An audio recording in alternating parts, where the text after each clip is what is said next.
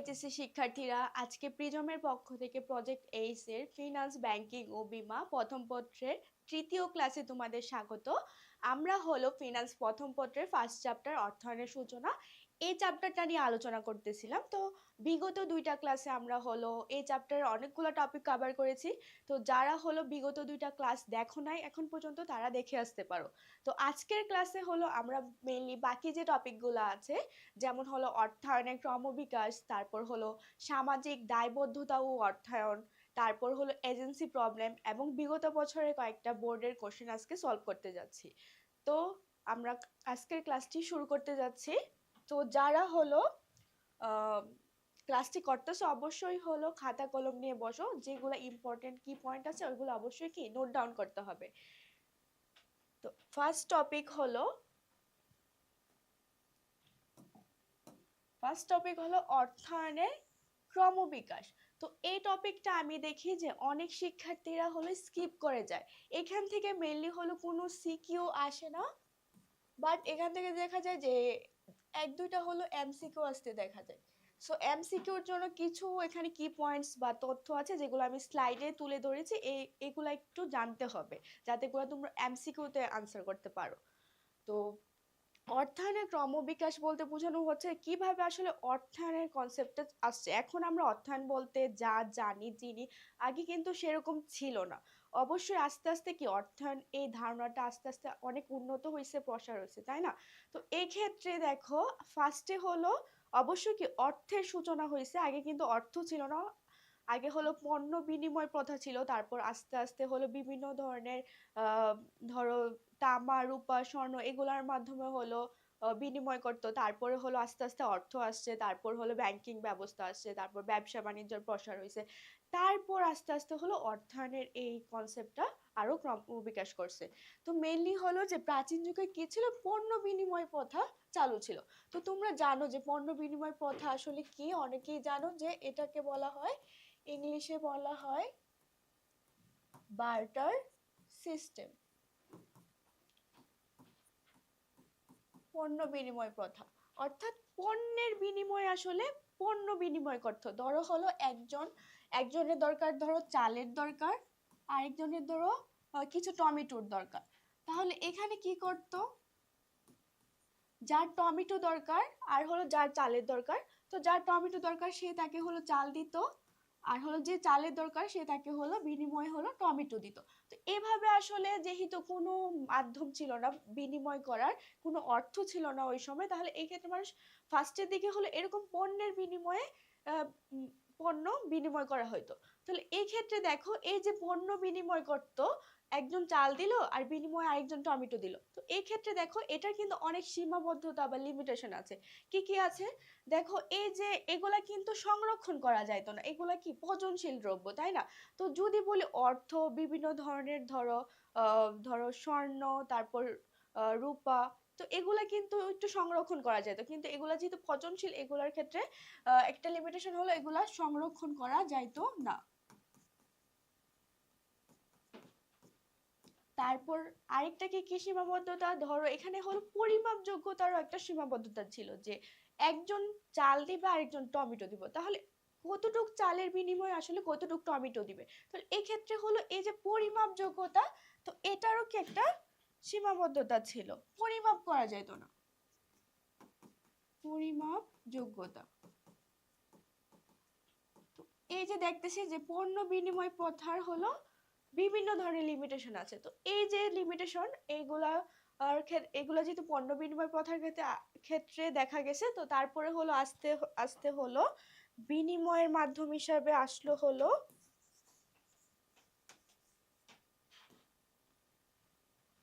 তারপরে আসছে হলো ধরো তামা, রূপা, তারপর সোনা, কড়ি।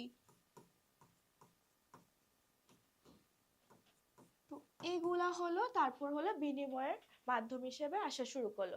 কিন্তু এগুলারও কি বিভিন্ন লিমিটেশন আছে, যেমন ধরো এগুলা কি সহজে মানে ক্যারি করা যেত না। দেখো এই সবগুলাই কিন্তু ভারী বস্তু, তো এই ক্ষেত্রে হলো যে দূরে কোথাও যাবে তাহলে সেই ক্ষেত্রে কিন্তু এগুলা যে বহনযোগ্যতা এটা কিন্তু সহজে এটা মানে বহনযোগ্য ছিল না, যেহেতু এগুলা কি ভারী বস্তু। তাহলে এগুলোরও দেখতেছি মেনলি হলো কি আছে, সীমাবদ্ধতা আছে। তারপর আস্তে আস্তে হলো যেটাকে আমরা বলি এখন যেটাকে চিনি অর্থ বা মুদ্রা, টাকা পয়সা, তারপর ইউরো, তারপর রুপি, তো এগুলাই তো অর্থ বা মুদ্রা। তো এগুলাই কিন্তু এখন কিন্তু আমাদের মধ্যে প্রচলিত। তো আমরা দেখলাম যে কিভাবে আসলে অর্থের উৎপত্তি হয়েছে। এই যে অর্থের উৎপত্তি হয়েছে তারপরে হলো আস্তে আস্তে হলো কি আসছে, তারপর অর্থ মুদ্রা, এটার উৎপত্তি হওয়ার পর হলো ব্যাংক ব্যবস্থা আসছে, তারপর হলো ব্যবসা বাণিজ্য আরো প্রসার হয়েছে। তো এগুলো এখানে বলা হয়েছে যে বিনিময় প্রথার পর হলো দূরত্ব বাড়লে হলো অর্থের উদ্ভব হয়েছে। তারপর হলো উৎপাদন, শ্রম বিভাগ ও অর্থনৈতিক কার্যক্রম তারপরে বৃদ্ধি পাওয়া শুরু করছে।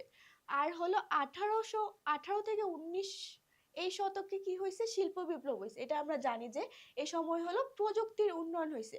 ধরো আগে ধরো হস্তচালিত অনেক পণ্য দ্রব্য তৈরি করা হতো, কিন্তু এই যে প্রযুক্তির উন্নয়নের ফলে বিভিন্ন ধরনের ধর মেশিন যন্ত্রপাতি এগুলো আবিষ্কার হয়েছে, বাষ্প ইঞ্জিন, তো এরকম বিভিন্ন ধরনের প্রযুক্তি আবিষ্কার শুরু হয়েছে। তাহলে এইগুলোর ফলে কি হয়েছে, প্রযুক্তির উন্নয়ন হয়েছে।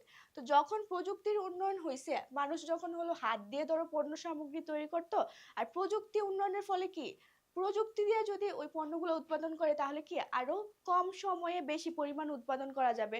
তাহলে কি মেইনলি হলো প্রযুক্তি উন্নয়নের ফলে তারপর উৎপাদন বৃদ্ধি পাওয়া শুরু হয়েছে, তারপর উৎপাদন বৃদ্ধি পাইছে, তারপর হলো প্রতিযোগিতা বাড়া। তাহলে এই ক্ষেত্রে যে উৎপাদন বৃদ্ধি পাইছে, তাহলে এই ক্ষেত্রে হলো বিভিন্ন ধরনের প্রতিষ্ঠানের তোর অর্থের প্রয়োজন হওয়া শুরু করছে, যে অর্থের দরকার, উৎপাদন করার জন্য কি অবশ্যই অর্থের দরকার।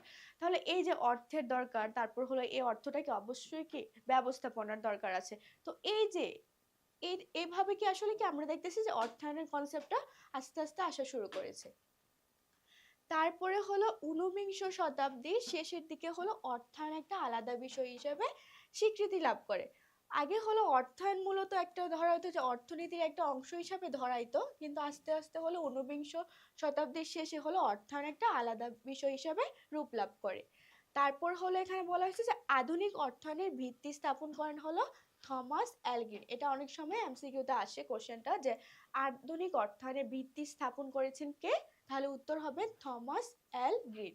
তাহলে উনি হলো এই ভদ্রলোক হলো একটা হলো বই লিখেছেন, ওই বইটার নাম হলো যেটা হলো ফাইন্যান্সের উপর, corporation finance a study of the principles and method. তো এই এই বইটা লিখছেন হলো উনি হলো 1897 সালে। তো এটাও কিন্তু তোমাদেরকে মনে রাখতে হবে। তো এই বইয়ে হলো তিনি হলো ফাইন্যান্সের বিভিন্ন কনসেপ্ট তুলে ধরেছেন, যেমন হিসাব রক্ষণ, বিশ্লেষণ, নগদ ব্যবস্থাপনা, তারপর প্রতিবেদন প্রস্তুতি, এসবকে অর্থায়নের মূল উপাদান হিসেবে তিনি কি প্রতিষ্ঠা করেছেন। তো এগুলাই হলো মেইনলি এই স্লাইডের পড়া। তারপর আমরা হলো নেক্সট স্লাইডে চলে যাই।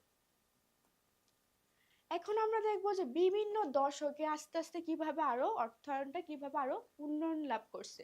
তো ফার্স্টে দেখি হলো 1890 থেকে 1900 এই দশকে কি হয়েছে, এই দশকে ব্যবসা একত্রীকরণ ও আর্থিক বিবরণীর সূচনা হয়।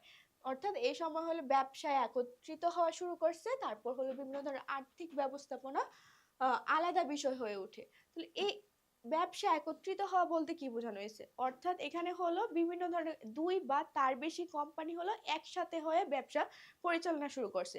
তো যখন হলো দুই বা দুইয়ের অধিক কোম্পানি যখন একসাথে হয়ে ব্যবসা পরিচালনা শুরু করে, তখন কি তাদের খরচটা কি অবশ্যই কম লাগে, তাদের মুনাফা বৃদ্ধি পায়, আর হলো বাজারে হলো তাদের কি একটা শক্তিশালী একটা অবস্থান গড়ে ওঠে। তো এক্ষেত্রে হলো এই যে একত্রীকরণ, যেটাকে ইংলিশে বলা হয় মার্জার, এই যে একত্রীকরণ প্রবণতা হলো যুক্তরাষ্ট্রের বিভিন্ন কোম্পানিগুলোর মধ্যে দেখা যায় 1890 থেকে এই 1900 দশকে। এটাও অনেক সময় কি এমসিকিউতে আসে। তো এক্ষেত্রে যেমন কয়েকটা কোম্পানি দেওয়া হয়েছে, যেমন স্ট্যান্ডার্ড অয়েল, ইউএস স্টিল। তো স্ট্যান্ডার্ড অয়েল হলো বিভিন্ন এই যে ছোট ছোট অয়েল কোম্পানিগুলো আছে ওইগুলো একত্রিত হয়ে স্ট্যান্ডার্ড অয়েল কোম্পানি গড়ে উঠছে। তারপর হলো যে আবার হলো বিভিন্ন যে স্টিল কোম্পানিগুলো আছে, তো ইউএস এর স্টিল কোম্পানিগুলো হলো একত্রিত হয়ে হলো ইউএস স্টিল এই কোম্পানি গঠন করা হয়েছে। তো এগুলো মূলত কি একত্রীকরণের মধ্যে মাধ্যমে হয়েছে। তারপর হলো এই যে বড় ধরনের যে একত্রীকরণ করতেছে, তাহলে এক্ষেত্রে কি বড় পরিমাণ অর্থের দরকার হইতো। তো এই যে বড় পরিমাণ অর্থের দরকার হইতো, তো এই অর্থটা কোথা থেকে সংগ্রহ করতে হবে, তারপর এই অর্থটা কিভাবে কাজে লাগাইতে হবে, তো এক্ষেত্রেও কি এই ধারণাটা আসলে আসলো। তারপরে হলো দেখো এখানে বলা হয়েছে যে আর্থিক বিবরণী তখন প্রাথমিক পর্যায়ে মূলত অভ্যন্তরীণ কাজে ব্যবহৃত হতো, অর্থাৎ আর্থিক বিবরণী তখন হলো এতটা মানে বাইরে প্রকাশ করার জন্য ওরকম ভাবে হলো আর্থিক বিবরণী তারা তৈরি করতো না, জাস্ট হলো অভ্যন্তরীণ কাজে লাগবে, তো ওইরকম ভাবে সাধারণভাবে হলো তারা আর্থিক বিবরণীগুলো প্রস্তুত করতো। তারপরে আসি হলো 1900 থেকে 1910 এই দশকে কি হয়েছে, বিনিয়োগকারীদের স্বার্থ রক্ষার প্রতি হলো নজর দেওয়া হয়েছে। এ সময় হলো আর্থিক মন্দা দেখা দেয় আর বিনিয়োগকারীদের রক্ষা ও সরকারি নিয়ন্ত্রণ বাড়ে। আর্থিক মন্দা বলতে বোঝানো হয়েছে যদি একটা দেশের ইকোনমিতে ধরো দীর্ঘ সময় ধরে যদি খারাপ অবস্থা থাকে, ধরো ব্যবসায় বন্ধ হয়ে যাচ্ছে, তারপর অনেক কর্মচারীরা চাকরি হারিয়ে ফেলছে, বেকারত্ব বৃদ্ধি পাচ্ছে, তারপর আয় কমে যাচ্ছে, এরকম একটা অবস্থাকে আমরা বলি আর্থিক মন্দা। তো এই যে এই সময়টাতে কি আর্থিক মন্দা দেখা দেয়।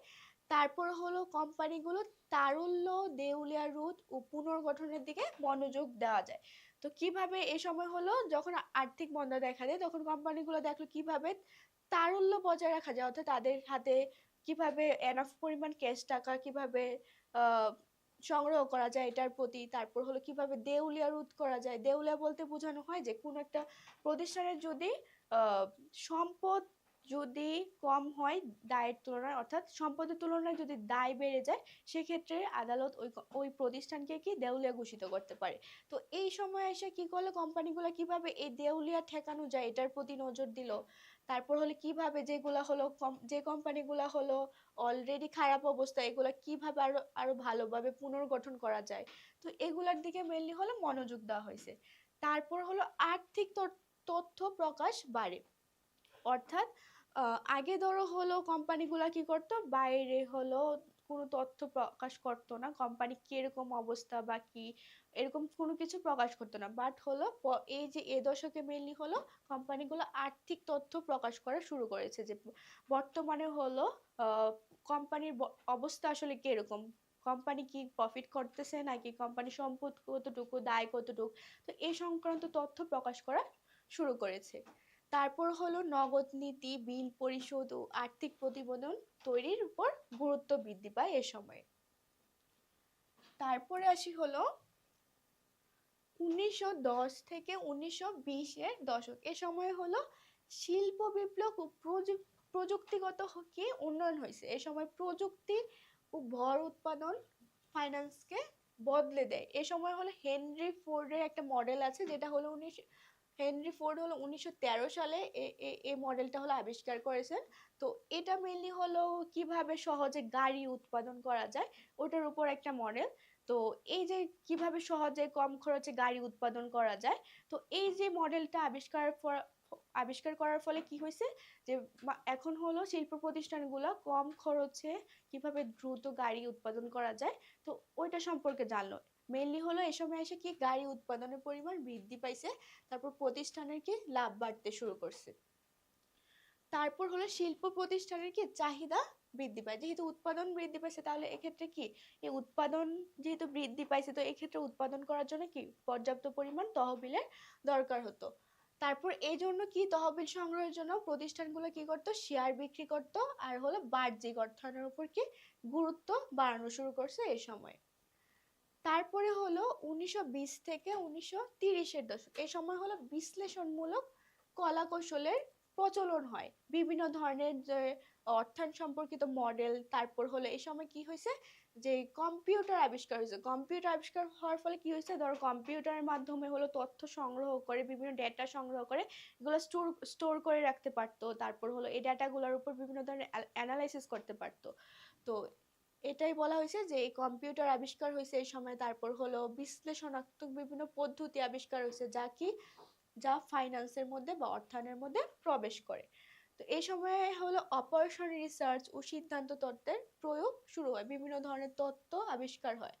তারপর হলো জটিল আর্থিক সিদ্ধান্ত নিতে সহায়ক উপকরণ আসে। তো এইগুলাই মেইনলি কি পয়েন্টগুলো, জাস্ট তোমরা যদি একটু কোন দশকে কি হয়েছে এগুলা যদি একটু মনে রাখতে পারো তাহলে কি এমসিকিউতে আনসার করতে পারবা। তারপরে আসি পরবর্তী দশক, তারপরে হলো 1930 থেকে 1940-এর দশক। এ সময় কি হয়েছে, আর্থিক মন্দা এবং উত্তরণ। আচ্ছা, এ সময় হলো কি হয়েছে, 1929 সালে 1929 সালে হলো কি হয়েছে, যুক্তরাষ্ট্রের শেয়ার বাজারে কি হয়েছে, দশ নামছে। তো এটা মেনলি হয়েছে হলো ধরো 29শে অক্টোবর, এখানে তারিখটা দেওয়া নাই, তারিখটা তোমরা লিখে ফেলতে পারো যে 1929 সালে 29শে অক্টোবর। তো এটা হলো ইতিহাসে হলো ওই সময়টাকে ব্ল্যাক টিউসডে নামে হলো এই সময়টা পরিচিত। তো এটা আসলে অনেক সময় কোশ্চেন আসে যে যুক্তরাষ্ট্রের শেয়ার বাজারে দশ নাম নেমেছে কত সালে, ওটা হলো 1929 সালে 29শে অক্টোবর, যা হলো ব্ল্যাক টিউসডে নামে হলো পরিচিত। তো এই সময় হলে কি হয়েছে, বড় অর্থনৈতিক মন্দা শুরু হয়েছে। তো এই যে যুক্তরাষ্ট্রের শেয়ার বাজারে যে দশ নামছে, এটার ফলে হলো মেইনলি হলো শেয়ার বাজারে কি শেয়ারের দাম অনেক কমতে শুরু করছে। তো এই প্রভাবটা কি বিশ্বব্যাপী পড়ছে। তারপরে হলো এই যে দেখো এখানে কয়েকটা কোম্পানি দেওয়া আছে, যেমন ইউএস স্টিল, এই কোম্পানির শেয়ারের দাম আগে ছিল 262, পরে এটা হলো এই সময় 21-এ চলে আসে, কই 262, আর এটা চলে আসে 21-এ। তারপরে হলো জেনারেল মোটরস, তো এটার আগে শেয়ারের দাম ছিল হলো 92 টাকা, পরে 7 টাকায় আসছে এই সময়। তারপর আরসিএ এর শেয়ার মূল্য আগে ছিল 115, যেটা দাঁড়াইছে হলো এই সময় 3 টাকা। মানে কতটা মানে খারাপ অবস্থায় গেছে। আর হলো বেকারত্ব হলো 3.2% থেকে হলো 25%-এ পৌঁছে যায়। তো বেকারত্বের পরিমাণও দেখা যায় কি এ সময় এসে কি বৃদ্ধি পাইছে এই এই যখন শেয়ার বাজারে দশ নামে। তারপরে হলো এখানে কি হয়েছে, দ্বিতীয় বিশ্বযুদ্ধের সময় ও পরবর্তী সময়ে অনেক কোম্পানি দেউলিয়া হওয়ার মুখে পড়ে। সেই সময় ঋণকে প্রধান উৎস হিসেবে বিবেচনা করা হতো, কিন্তু এতে তারল্য সমস্যা আরো বাড়ে। তো ঋণ যদি নেয় তাহলে কি প্রতিষ্ঠানকে কি করতে হয়, ঋণের উপর সুদ দিতে হয়, কিস্তি দিতে হয়। তাহলে এগুলা কি আরো কি তারল্য সমস্যা কি আরো বাড়ে, এটার ফলে আরো তারল্য সমস্যা বাড়ে। তারল্য বলতে কি বোঝায়, যে নগদ অর্থ, তাই না? তো এই ক্ষেত্রে যখন প্রতিষ্ঠান ঋণ নিচ্ছে, তো ঋণের ফলে কি সুদ দিচ্ছে, কিস্তি পরিশোধ করছে, এক্ষেত্রে প্রতিষ্ঠানের নগদ অর্থের পরিমাণ কি আরো কমে যায়। তাহলে আমরা বুঝতে পারি যে এ সময় যখন ঋণকে প্রধান অর্থায়ন উৎস হিসাবে দেখা শুরু হয়, তখন কি তারল্য সমস্যা বাড়তে শুরু করে। তারপর হলো এই যে যে কোম্পানিগুলো দেউলে হয়ে গেছে বা খারাপ অবস্থা, এই কোম্পানিগুলো হলো পুনর্গঠন, পুনর্বাসন ও টিকিয়ে রাখার পরিকল্পনা, আর্থিক ব্যবস্থাপনার গুরুত্বপূর্ণ কাজ হয়ে উঠে। কিভাবে হলো এই কোম্পানিগুলোকে আবার নতুন করে দাঁড় করানো যায়, তো এগুলা মেনলি হলো অর্থায়নের কাজ হিসেবে দেখা যায়। তারপরে আসি হলো এবার আসি হলো 1940 থেকে 1950-এর দশক। এই দশকে কি হয়েছে, এই দশকে হলো বাহ্যিক অর্থায়নের উপর গুরুত্ব দেওয়া শুরু করছে। মানে এই সময় আসিয়া কোম্পানিগুলো ভাবছে যে প্রতিষ্ঠানের যে অভ্যন্তরীণ তহবিল বা মূলধন ওইটা দিয়ে হবে না, বাহ্যিক বিভিন্ন উৎস থেকেও কি তহবিল সংগ্রহ করতে হবে। যেমন হলো বন্ড বিক্রি করা, ডিবেঞ্চার বিক্রি করা, শেয়ার বিক্রি করা, এগুলোর মাধ্যমে কি করতেছে কোম্পানিগুলো অর্থ সংগ্রহ করা শুরু করছে। তারপর হলো বহিরাগত বিনিয়োগকারীদের ভূমিকা স্বতন্ত্রভাবে দেখা শুরু হয়। যেহেতু বাহ্যিক অর্থায়নের এই জিনিসটা আসছে, তাহলে এক্ষেত্রে যেহেতু বাইরের বিভিন্ন বিনিয়োগকারীরা হলো কোম্পানিতে বিনিয়োগ করা শুরু করছে, তাহলে কি ওই বিনিয়োগকারীদের একটা ভূমিকা দেখা যায় কোম্পানিতে। তারপর হলো মূলধন বাজেটিং ও নীতিমালা উন্নত হয়। এই যে বাহ্যিক উৎস থেকে তহবিলটা সংগ্রহ করতেছে, তহবিলটা সংগ্রহ করে কি অবশ্যই কি প্রতিষ্ঠান বিভিন্ন দীর্ঘমেয়াদী খাতে কি করতেছে, বিনিয়োগ করতেছে। তাহলে এই যে বিভিন্ন ধরনের দীর্ঘমেয়াদী খাতে যে বিনিয়োগ করতেছে, কোথায় বিনিয়োগ করবে, তো কোন উৎসে বিনিয়োগ করলে প্রতিষ্ঠানের লাভ হলো সর্বোচ্চ হবে, তারপর এটার পিছনে কতটুকু রিস্ক জড়িত আছে। তাহলে এই যে দীর্ঘমেয়াদী এই বিনিয়োগ সংক্রান্ত যে প্রক্রিয়া, এটাকে আমরা কি বলি, মূলধন বাজেটিং। তো এই মূলধন বাজেটিং ও বিভিন্ন ধরনের নীতিমালা উন্নত হয়। তারপর হলো আর্থিক ম্যানেজারদের ভূমিকাও কি এই সময় বাড়তে দেখা যায়। কারণ হলো আর্থিক ম্যানেজাররা হলো এই সময় বিভিন্ন ধরনের সিদ্ধান্ত নিতে হয়েছে যে কোথা থেকে হলো ঋণটা গ্রহণ করলে ভালো হবে, বাইরের কোন উৎস থেকে ঋণ গ্রহণ করতে হবে, কোথা কোথা থেকে ঋণটা গ্রহণ করলে প্রতিষ্ঠানের খরচটা সর্বনিম্ন হবে, তারপর হলো কোথায় হলো বিনিয়োগ করবে টাকা। তো এই ক্ষেত্রে হলো এই ধরনের বিভিন্ন সিদ্ধান্ত আর্থিক ম্যানেজারদেরকে নিতে হয়েছে। তারপরে হলো আধুনিক অর্থায়নের প্রবৃদ্ধি, যেটা হলো 1950 থেকে বর্তমান পর্যন্ত চলমান।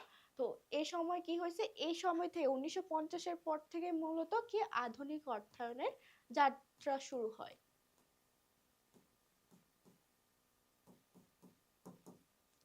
তো এই সময় হলো বিভিন্ন ধরনের মূল্যায়ন মডেল, তারপর হলো পোর্টফোলিও তত্ত্ব, সিএপিএম ইত্যাদি বিভিন্ন ধরনের আধুনিক ধারণা আসে। তো এখান থেকে কিন্তু এই কমন কোশ্চেনটা আসতে দেখাই যায় যে কোন দশক থেকে হলো আধুনিক অর্থায়নের বৃদ্ধি শুরু হয়। তাহলে 1950-এর পর থেকে হলো আধুনিক অর্থায়নের বৃদ্ধি তৈরি হয়। তারপরে হলো মূলধন কাঠামো ও লভ্যাংশ নীতি নিয়ে নতুন তত্ত্ব তৈরি হয়। তো মূলধন কাঠামো কি, এটা কিন্তু আমি হলো প্রিভিয়াস ক্লাসে আলোচনা করেছিলাম যে একটা প্রতিষ্ঠানের হলো মোট মূলধনের মধ্যে কতটুকু হলো ইকুইটি মূলধন অর্থাৎ মালিকদের মূলধন, আবার কতটুকু হলো ডেট ক্যাপিটাল অর্থাৎ কতটুকু ঋণ মূলধন আছে। তো এইগুলাকে বলা হয় একটা প্রতিষ্ঠানের ক্যাপিটাল স্ট্রাকচার বা মূলধন কাঠামো। তো এই মূলধন কাঠামোটা একটা প্রতিষ্ঠানের কিরকম হওয়া উচিত। তারপর বিভিন্ন ধরনের লভ্যাংশ নীতি নিয়ে আলোচনা করেছিলাম যে হলো একটা প্রতিষ্ঠান হলো যারা শেয়ার হোল্ডার, তারা যেহেতু প্রতিষ্ঠানে বিনিয়োগ করেছে, তারা প্রতিষ্ঠানের মালিক, তাহলে সেই ক্ষেত্রে শেয়ার হোল্ডারদের কি কি করতে হয়, লভ্যাংশ দিতে হয়। ওই লভ্যাংশটা কতটুকু দিবে আর কতটুকু প্রতিষ্ঠান হলো সংরক্ষিত মুনাফা হিসাবে প্রতিষ্ঠানে সংরক্ষণ করবে ভবিষ্যতে বিনিয়োগের জন্য। তো এইরকম বিভিন্ন ধরনের সিদ্ধান্ত নিতে হয় আর্থিক ব্যবস্থাপকদের। তো এই ক্ষেত্রে এই নীতিটাকে বলা হয় লভ্যাংশ নীতি, যে কতটুকু বা কতটুকু পার্সেন্টেজ হলো শেয়ার হোল্ডারদের লভ্যাংশ হিসাবে দেওয়া হবে আর কতটুকু হলো প্রতিষ্ঠান ধরো ভবিষ্যতে বিনিয়োগের জন্য প্রতিষ্ঠান সংরক্ষিত মুনাফা হিসাবে প্রতিষ্ঠানে সংরক্ষণ করবে। তারপর হলো মূলধন বাজেটিং আরো উন্নত হয় এবং অর্থায়নের একটি সমন্বিত পদ্ধতির সৃষ্টি হয়। তারপর হলো এটা একটা কমন কোশ্চেন, এটা অনেক সময় আসে যে মার্কুইজ 1952 সালে হলো প্রথমবার পোর্টফোলিও থিওরি প্রদান করেন। তো পোর্টফোলিও থিওরি, এটা তো জানি যে একজন বিনিয়োগকারী উচিত হলো একটা সিকিউরিটিতে বিনিয়োগ না করে একাধিক সিকিউরিটিতে বিনিয়োগ করা। তো এই ধারণাটা এই পোর্টফোলিও থিওরিটা মেনলি আনছে হলো মার্কুইজ, আর এটা হলো কত সালে, 1952 সালে। এই তিনটা পয়েন্ট কিন্তু তোমাদের মনে রাখতে হবে। তারপর হলো 1970-এর দশকে কি হয়েছে, শার্প সিএপিএম। সিএপিএম এর ফুল ফর্ম অনেক সময় আসে, সিএপিএম হলো ক্যাপিটাল অ্যাসেট প্রাইসিং মডেল। তো এটা আসলে একটা মূল্যায়ন মডেল, এটার মাধ্যমে হলো এক কোথাও যদি বিনিয়োগ করে তাহলে ওই বিনিয়োগের ক্ষেত্র থেকে হলো ওইটার পিছনে কতটুকু রিস্ক আছে, ওই রিস্ক অনুযায়ী হলো ওইটা ওই বিনিয়োগ ক্ষেত্র থেকে কতটুকু প্রত্যাশিত মুনাফা হবে, ওইটা বের করা হয় আসলে সিএপিএম এর মাধ্যমে। অর্থাৎ সিএপিএম হলো হলো ঝুঁকি আর হলো রিটার্ন, এই দুটার মধ্যে হলো সম্পর্ক দেখায়। তো এটা হলো 1970-এর দশকে আসছে। তারপর হলো 1974 সালে কি হয়েছে, আরবিট্রেজ প্রাইসিং থিওরি আবিষ্কৃত হয়। তো এই যে কত সালে কি আবিষ্কার হয়েছে, তারপর কে এটা আবিষ্কার করছে, এই সংক্রান্ত কিছু কমন কোশ্চেন হলো এমসিকিউতে আসতে দেখা যায়। তো এই পয়েন্টগুলো বা তথ্যগুলো তোমাদের কি করতে হবে, মনে রাখতে হবে। এই স্লাইডে হলো দুইটা বোর্ডের কোশ্চেন দেওয়া হয়েছে, এমসিকিউ কোশ্চেন। তো এটা ফার্স্টেরটা আসছে হলো চট্টগ্রাম বোর্ড 2019-এ। তো এখানে কি বলা হয়েছে যে অর্থায়নের ক্রমবিকাশে শিল্প বিপ্লব ও প্রযুক্তির উন্নয়ন নিজের কোন সময়সীমায়, অর্থাৎ এখানে দেখো এখানে কোন দশকে মেনলি হলো শিল্প বিপ্লব ও প্রযুক্তির উন্নয়ন হয়েছে। তো এটা যখন আমি এই যে অর্থায়নের ক্রমবিকাশ পড়াচ্ছিলাম অনেকগুলা দশক, তো এটা কোন দশকে হয়েছিল, এটা যদি আমরা দেখি, এই যে দেখো 1910 থেকে 1920 এই দশকে হলো শিল্প বিপ্লব ও প্রযুক্তিগত উন্নয়ন হয়েছে। তাহলে এক্ষেত্রে এটার উত্তর হবে 1910 থেকে 1920 এর দশক।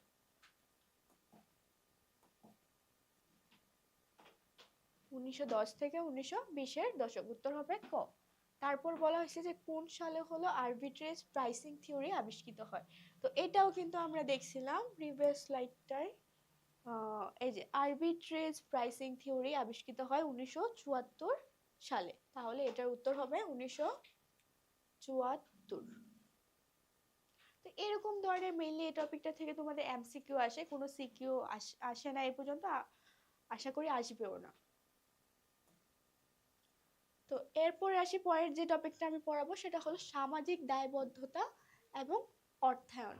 তো সামাজিক দায়বদ্ধতার সাথে অর্থায়নের কি সম্পর্ক এটা তোমাদের বুঝতে হলে ফার্স্টে হলো তোমাদেরকে জানতে হবে যে সামাজিক দায়বদ্ধতা, এই সামাজিক দায়বদ্ধতা আসলে কি, এটা দ্বারা কি বোঝায়।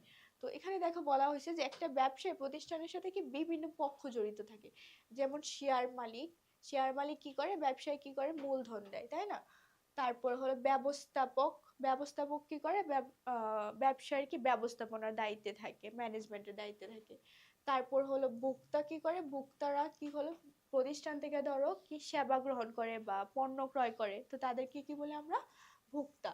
তারপর হলো কি কাঁচামাল সরবরাহকারী, তো কাঁচামাল সরবরাহকারীরা হলো প্রতিষ্ঠানকে কি করে, কাঁচামাল সরবরাহ করে। তারপর হলো কর্মকর্তা ও কর্মচারী, তারা হলো ব্যবসায় কি করতেছে, সেবা প্রদান করতেছে। তারপর হলো সরকার হলো ধরো সরকারকে কি করতে হয়েছে, ব্যবসায় হলো সরকারকে ট্যাক্স দিচ্ছে, আবার সরকার হলো ব্যবসার জন্য বিভিন্ন নিয়ম নীতি এগুলো কি প্রণয়ন করতেছে। তারপর হলো ঋণদাতা হলো প্রতিষ্ঠানকে ঋণ দিচ্ছে, তো এর বিনিময়ে ঋণদাতারা হলো প্রতিষ্ঠান থেকে সুদ পায়। তাহলে এই ক্ষেত্রে দেখো এরকম বিভিন্ন ধরনের পক্ষ আছে যেগুলো হলো কি ব্যবসায়ের সাথে জড়িত। তো এই যে বিভিন্ন ধরনের পক্ষ আছে যারা ব্যবসার সাথে হলো জড়িত, তো ওই সব পক্ষের প্রতি কি ব্যবসার একটা দায়িত্ব আছে।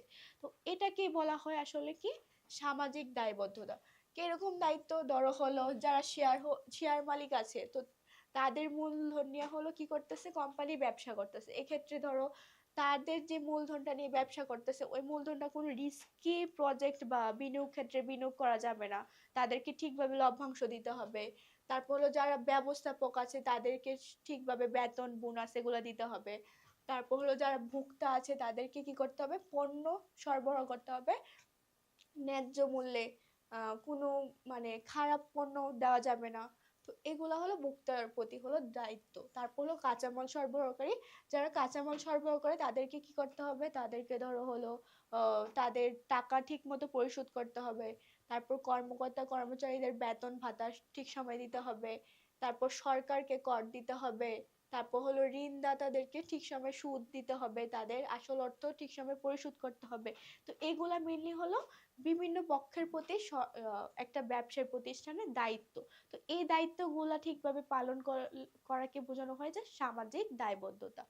তো এই ক্ষেত্রে এই সামাজিক দায়বদ্ধতা, তো এই জিনিসটা আসলে অর্থায়নের সাথে কিভাবে আসলো, কিভাবে জড়িত।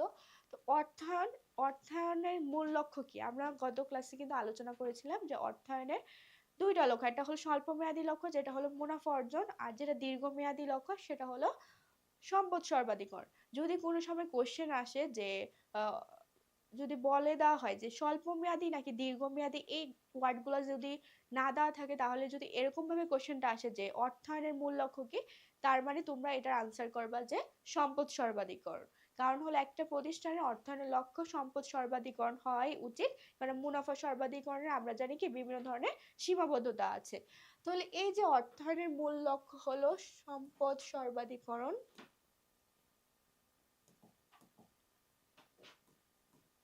সম্পদ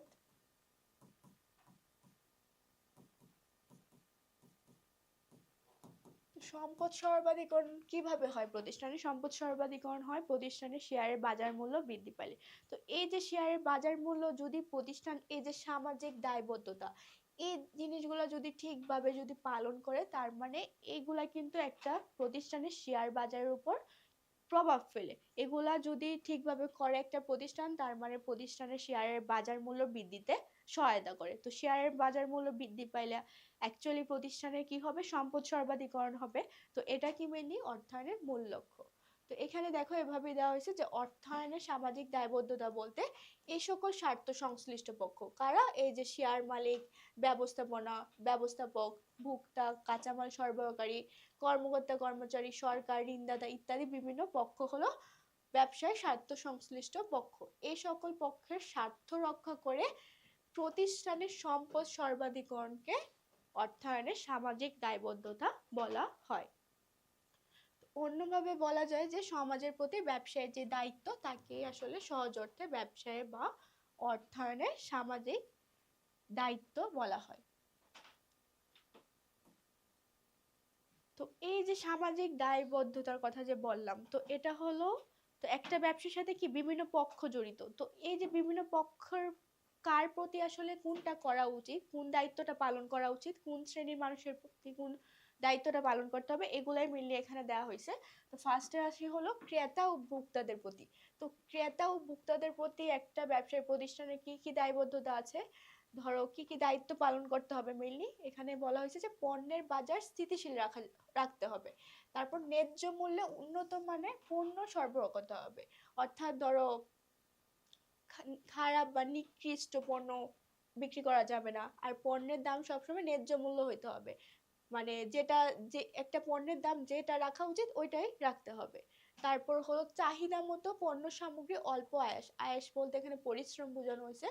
তো পণ্য সামগ্রী অল্প পরিশ্রম ও সহজ শর্তে প্রাপ্তি নিশ্চিত করতে হবে। অর্থাৎ একটা ব্যবসা প্রতিষ্ঠানকে পণ্য সামগ্রী যেগুলো বিক্রি করতেছে এগুলোকে অ্যাভেলেবল থাকতে হবে, যাতে যারা ভোক্তা বা কাস্টমার আছে তারা হলো সহজেই যাতে ওই পণ্যটা ক্রয় করতে পারে।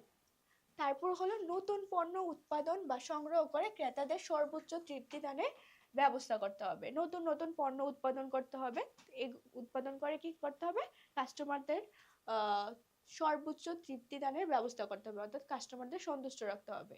তারপর হলো শ্রমিক কর্মচারীদের প্রতি দায়িত্ব। তো শ্রমিক কর্মচারীরা হলো ব্যবসায় প্রতিষ্ঠানকে কি করছে, সেবা দিচ্ছে। তো এটাও কি ব্যবসার একটা, ব্যবসার সাথে জড়িত একটা পক্ষ। তো তাদের প্রতি কি দায়িত্ব আছে, উপযুক্ত পারিশ্রমিক ও আর্থিক সুবিধা দিতে হবে, তাদের বেতন ভাতা যা আছে তাদেরকে ঠিক সময় সেটা দিতে হবে। তারপর হলো চাকরির নিরাপত্তা বিধান করতে হবে ও ভবিষ্যৎ আর্থিক নিশ্চয়তার ব্যবস্থা করতে হবে। প্রতিষ্ঠানে যারা শ্রমিক কর্মচারী আছে তারা যাতে অনিশ্চয়তার না ভোগে, যে তাদের চাকরিটা হলো যে কোনো সময় চলে যেতে পারে, এটা যাতে না হয়, তারা যাতে নিশ্চিন্তে কাজ করতে পারে। তো এইটা চাকরির একটা নিরাপত্তা বিধান করতে হবে। তারপরে হলো শ্রমিক কর্মচারীদের সাথে ভালো আচরণ করতে হবে, বিভিন্ন ধরনের প্রণোদনার ব্যবস্থা করতে হবে, অর্থাৎ তাদেরকে মোটিভেটেড রাখতে হবে। তাদেরকে ধরো তারা যদি বেশি পরিমাণ কোনো কিছু উৎপাদন করে, তার মানে তাদেরকে একটা নির্দিষ্ট পার্সেন্টেজ কি করা যেতে পারে, অর্থ দেওয়া যেতে পারে। তো এভাবে হলো তাদেরকে মোটিভেটেড রাখতে হবে। তারপরে আসি হলো বিনিয়োগকারীদের প্রতি দায়িত্ব। তো বিনিয়োগকারী মেনলি কারা, এখানে হলো শেয়ার হোল্ডার।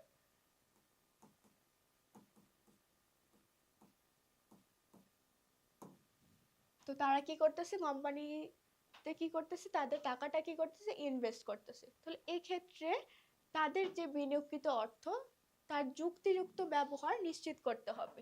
অর্থাৎ তারা যে অর্থটা ব্যবসায় বিনিয়োগ করছে ওইটা যাতে কোনো রিস্কি প্রজেক্টে বিনিয়োগ না করে, বেশি রিস্কি প্রজেক্টে। কেননা যদি রিস্কি প্রজেক্টে বিনিয়োগ করে সেক্ষেত্রে দেখা যেতে পারে যে তাদের সেখানে লস হতে পারে। তাহলে কি তারা যে টাকাটা বিনিয়োগ করলো তার মানে তাদের টাকাটা আলটিমেটলি লসে চলে গেল।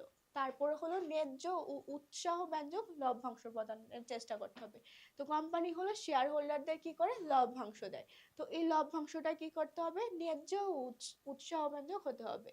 তারপর আর্থিক বিবরণী সরবরাহ করতে হবে। যারা বিনিয়োগকারী আছে তাদের অধিকার আছে যে একটা ব্যবসায়ী প্রতিষ্ঠানের আর্থিক বিবরণী দেখার, তারা যে প্রতিষ্ঠানে হলো তাদের অর্থটা বিনিয়োগ করছে, তো তাদেরকে ওই আর্থিক বিবরণীটা কি করতে হবে, দেখাতে হবে। তারপরে হলো ব্যবসার উন্নয়ন সম্প্রসারণ ও বিনিয়োগকারীদের সামাজিক মর্যাদা প্রতিষ্ঠা। তো ব্যবসায়ী প্রতিষ্ঠানকে কি অবশ্যই কি ব্যবসার উন্নয়ন ও সম্প্রসারণে কাজ করতে পারবে, কেননা তো ব্যবসার যদি উন্নয়ন বা সম্প্রসারণ হয় তা আলটিমেটলি ওই ব্যবসায় যারা বিনিয়োগ করেছে ওই বিনিয়োগকারীদের কি হবে, সামাজিক মর্যাদা প্রতিষ্ঠিত হবে। তারপর হলো ঋণদাতাদের প্রতি দায়িত্ব। তো ঋণদাতাদের থেকে কি করতেছে, প্রতিষ্ঠান ঋণ গ্রহণ করতেছে।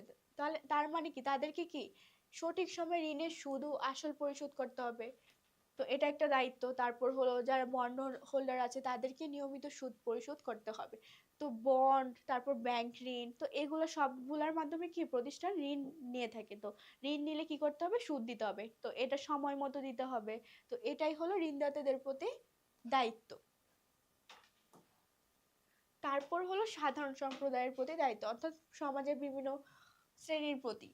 যেমন কি হইতে পারে যে সমাজের প্রয়োজন মাফিক পণ্য ও সেবা সামগ্রী উৎপাদন ও সরবরাহ করা, অর্থাৎ সমাজের কোন পণ্যটা এখন বিক্রি করলে ভালো হবে, ওই কাস্টমারদের চাহিদা অনুযায়ী ওই পণ্যটা কি বিক্রি করতে হবে। তারপর হলো বিভিন্ন জনহিতকর কাজে সহায়তা দান ও জাতীয় দুর্যোগ মুহূর্তে জনগণের পাশে দাঁড়াতে হবে।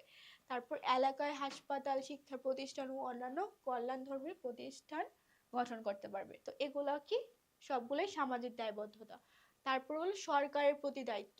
তো সরকারকে কি করতে হবে, সরকার হলো ব্যবসায়ী থেকে কি করে, ট্যাক্স গ্রহণ করে, তাই না? তো সরকারকে যথারীতি ট্যাক্স দিতে হবে, রাজস্ব প্রদান করতে হবে। তারপর হলো সরকারের বিভিন্ন নিয়ম নীতি যথাযথভাবে অনুসরণ করতে হবে, অর্থাৎ সরকার ব্যবসা প্রতিষ্ঠা এবং পরিচালনার জন্য যে সকল রুলস রেগুলেশন আছে এগুলা কি ব্যবসা প্রতিষ্ঠানগুলোকে কি করতে হবে, মেনে চলতে হবে। তারপরে সরকারকে বিভিন্ন বিষয়ে পরামর্শ প্রদান ও সহযোগিতা দিতে হবে। তারপরে বেকার সমস্যার সমাধানে সরকারকে সহায়তা করা। তো একটা প্রতিষ্ঠানে হলো কর্মকর্তা কর্মচারীরা তারা কি করতেছে, কাজ করতেছে, তাহলে এক্ষেত্রে কর্মসংস্থানের সুযোগ সৃষ্টি করে একটা ব্যবসা প্রতিষ্ঠান। তাহলে এই কর্মসংস্থানের সুযোগ সৃষ্টির মাধ্যমে হলো আলটিমেটলি সরকারকে বেকার সমস্যা সমাধানে সহযোগিতা করা হয়। তারপর হলো স্বগোত্রীয় ব্যবসায়ীদের প্রতি দায়িত্ব। স্বগোত্রীয় ব্যবসায়ীদের প্রতি বলতে বোঝানো হয়েছে যারা হলো ধরো একটা ব্যবসায়ী যারা কম্পিটিটর যারা আছে, অন্যান্য ব্যবসায়ী যারা আছে তাদের প্রতি কি দায়িত্ব আছে। প্রতিবেশী ব্যবসায়ীকে সংঘবদ্ধ করে সংঘ বা সমিতি গড়ে তুলতে হবে। তারপর একের অসুবিধায় অন্যের সহযোগিতা করতে হবে। তারপর কোনো অন্যায় প্রতিযোগিতায় লিপ্ত হওয়া যাবে না। এগুলোর থেকে মেনলি অনেক সময় এভাবে এমসিকিউ আসে যে আহ ধরো ব্যবসায় প্রতিষ্ঠান সরকারকে নিয়ম মাফিক যথাসময়ে কর প্রদানের মাধ্যমে কার প্রতি সামাজিক দায়িত্ব পালন করতেছে, তাহলে এটা হবে সরকারের প্রতি দায়িত্ব। তো এভাবে মেনলি অনেক সময় এমসিকিউতে কোশ্চেন আসে। তো এই যে আমরা বিভিন্ন পক্ষের প্রতি সামাজিক দায়বদ্ধতা দেখলাম, তো এই সামাজিক দায়বদ্ধতা তো এগুলার ঠিকভাবে পালন করার মাধ্যমে ব্যবসা প্রতিষ্ঠান কিভাবে লাভবান হচ্ছে। তো ব্যবসার কি হচ্ছে, কর্পোরেট ভাবমূর্তি বৃদ্ধি পাচ্ছে, অর্থাৎ এখানে কি হচ্ছে, সুনাম বৃদ্ধি পায়। তো একটা প্রতিষ্ঠান যখন এই সামাজিক দায়বদ্ধতা এই কাজগুলো ভালোভাবে করবে, তার মানে আলটিমেটলি সমাজে ওই প্রতিষ্ঠানের সুনাম বৃদ্ধি পাবে। তারপর হলো শেয়ার হোল্ডারদের আত্মবিশ্বাস রক্ষায় সহায়তা করবে। যদি ব্যবসার প্রতিষ্ঠানের সুনাম বৃদ্ধি পায় তাহলে কি শেয়ার হোল্ডাররাও কি এটা কনফিডেন্স পাবে যে হলো ব্যবসার প্রতিষ্ঠান ভালো করতেছে এরকম। তারপর হলো প্রতিষ্ঠানের স্টেক হোল্ডারদের, স্টেক হোল্ডার হলো এই যে আমি হলো এতক্ষণ ধরে যে বিভিন্ন পক্ষ সম্পর্কে আলোচনা করতেছিলাম, যে একটা ব্যবসার প্রতিষ্ঠানের সাথে জড়িত বিভিন্ন স্বার্থ সংশ্লিষ্ট পক্ষ, শেয়ার হোল্ডার, ঋণদাতা, ভোক্তা, সরবরাহকারী। তো এই স্বার্থ সংশ্লিষ্ট সকল পক্ষকে মেনলি বলা হয় স্টেক হোল্ডার।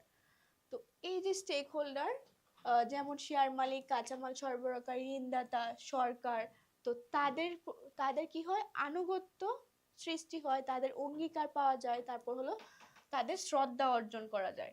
তারপর হলো সম্ভাব্য মামলা এবং বিচার সংক্রান্ত কার্যের খরচ হ্রাস পায়। তো একটা প্রতিষ্ঠানের যদি প্রতিষ্ঠান যদি অনেক সুনামধন্য হয়, তাহলে এক্ষেত্রে অবশ্যই কি ওই প্রতিষ্ঠানকে সাধারণত বিভিন্ন ধরনের মামলা, বিভিন্ন আইনগত ঝামেলা ওইগুলোতে কম পড়তে হবে। তার মানে হলো ওই সংক্রান্ত যে মামলা বা বিচার সংক্রান্ত কার্যের খরচ আছে ওইগুলা কি হ্রাস পাবে।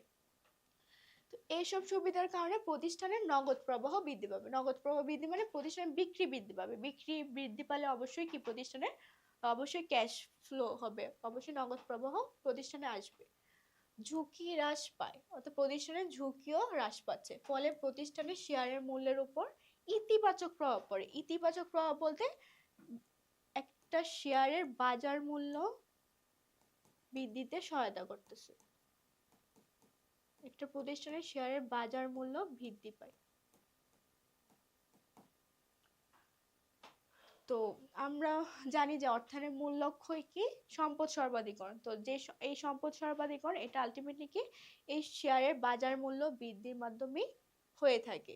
তো এই যে ফার্মের মালিকদের সম্পদ সর্বাধিকরণ উদ্দেশ্য অর্জনের জন্য সামাজিক দায়বদ্ধতা গুরুত্বপূর্ণ উপাদান হিসেবে বিবেচনা করা হয়। তো আলটিমেটলি দেখলাম যে কিভাবে আসলে সামাজিক দায়বদ্ধতা এই জিনিসটা একটা প্রতিষ্ঠানের যে অর্থায়নের মূল লক্ষ্য সম্পদ সর্বাধিকরণ অর্থাৎ শেয়ারের বাজার মূল্য বৃদ্ধি, এই শেয়ারের বাজার মূল্য বৃদ্ধিতে সহায়তা করতেছে।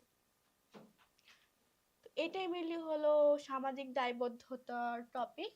এখন যদি কিছু এমসিকিউ দেখি, এটা হলো কুমিল্লা বোর্ড, ময়মনসিংহ বোর্ড, তারপরে হলো বরিশাল বোর্ডে আসছে যে অর্থায়নের সামাজিক দায়বদ্ধতা হলো, এখানে হলো ফার্স্টে বলা হয়েছে ভোক্তার স্বার্থ রক্ষা, ব্যবস্থাপনার স্বার্থ রক্ষা, শেয়ার হোল্ডারদের স্বার্থ রক্ষা। তো সামাজিক দায়বদ্ধতা বলতে তো আসলে স্বার্থ সংশ্লিষ্ট যে সকল পক্ষ আছে সবার প্রতি এই দায়িত্ব পালন করা, তার মানে এখানে ভোক্তাও হবে, ব্যবস্থাপনা হবে, শেয়ার হোল্ডারও হবে, তার মানে এটার উত্তর হবে ঘ। তারপরে হলো দুইয়ে বলা হয়েছে একটি কোম্পানি তার সামাজিক দায়িত্ব পালন করতে পারবে, এটা ঢাকা বোর্ড 2021-এ আসছে। কিভাবে? দরিদ্র মেধাবী ছাত্র ছাত্রীদের বৃত্তি প্রদানের মাধ্যমে, দুই প্রতিষ্ঠানে আগুন নেবানোর ব্যবস্থা করে, তিন মাদককে না বলো এই স্লোগান প্রচার করে। এখানে দেখো ছাত্র ছাত্রীদের বৃত্তি প্রদান, তো এটাও একটা দেখতেছি যে এটা সামাজিক একটা দায়বদ্ধতা। তারপর হলো প্রতিষ্ঠানে আগুনের নেবানোর ব্যবস্থা করা, তো প্রতিষ্ঠানে যখন আগুন লাগবে এটা তো বলা লাগবে না, এটা এটা অবশ্যই প্রতিষ্ঠানকে ওই আগুনটা নেবানোর চেষ্টা করতেই হবে। তো এটা আসলে মেনলি সামাজিক দায়বদ্ধতার মধ্যে পড়তেছে না, 2 নাম্বারটা। আর মাদককে না বললো, তো এটার মাধ্যমে কি করতেছে? সমাজের কল্যাণ করতেছে, তার মানে এটার উত্তর হবে 1 আর 3, মানে হলো খ। তারপর এখানে আরেকটা দেওয়া হয়েছে যে XYZ একটি স্বনামধন্য প্রতিষ্ঠান, ওই প্রতিষ্ঠানের উৎপাদন কারখানার সঠিক বর্জ্য ব্যবস্থাপনার অভাব এলাকার কৃষি পরিবেশ মারাত্মকভাবে ক্ষতিগ্রস্ত হচ্ছে। তো উদ্দীপকের প্রতিষ্ঠানটি কোন ব্যবসায়ী মূল্যবোধকে ব্যাহত করতেছে? এই যে এই প্রতিষ্ঠানটা কি করতেছে, কারখানার যে বর্জ্য ওটা সঠিকভাবে ব্যবস্থাপনা করতেছে না, সঠিক জায়গায় ফেলতেছে না। তো এটার ফলে আসলে কি হচ্ছে, হলো সমাজের যারা কৃষক আছে তারা হলো মারাত্মকভাবে ক্ষতিগ্রস্ত হচ্ছে। তাহলে এটা কি, তারা হলো মেইনলি হলো সামাজিক দায়বদ্ধতার যে জিনিসটা এটা মেইনলি হলো ফলো করতেছে না। কারণ হলো সামাজিক দায়বদ্ধতা বলতে বোঝায় যে সমাজের বিভিন্ন স্বার্থ সংশ্লিষ্ট পক্ষগুলোর প্রতি আহ তাদের স্বার্থ রক্ষা করে চলা। তাহলে এই যে এই কাজটা যে করতেছে, সঠিকভাবে বর্জ্য ব্যবস্থাপনা করতেছে না, তাহলে আলটিমেটলি তো এটা সমাজের ক্ষতি হচ্ছে, সমাজের কল্যাণের বদলে সমাজের ক্ষতি হচ্ছে। তার মানে তারা তারা হলো সামাজিক দায়বদ্ধতা এই জিনিসটা ফলো করতেছে না। এবার আসি এজেন্সি প্রবলেম। এটা খুবই গুরুত্বপূর্ণ একটা টপিক, এটা থেকে অনেক সময় কোশ্চেন আসে যে এজেন্সি প্রবলেম বা এটার বাংলা হলো প্রতিনিধি সমস্যা, এটা আসলে কি? তো এখানে বলা হয়েছে যে এজেন্সি প্রবলেম হলো প্রিন্সিপাল ও এজেন্টের মধ্যে স্বার্থের অসামঞ্জস্যের ফলে সৃষ্টি হওয়া দ্বন্দ্ব, যেখানে এজেন্ট তার ব্যক্তিগত লাভের জন্য প্রিন্সিপালের সেরা স্বার্থে সিদ্ধান্ত নাও নিতে পারে। এখানে তোমাকে ফার্স্টে বুঝতে হবে যে প্রিন্সিপাল কারা আর এজেন্ট কারা। প্রিন্সিপাল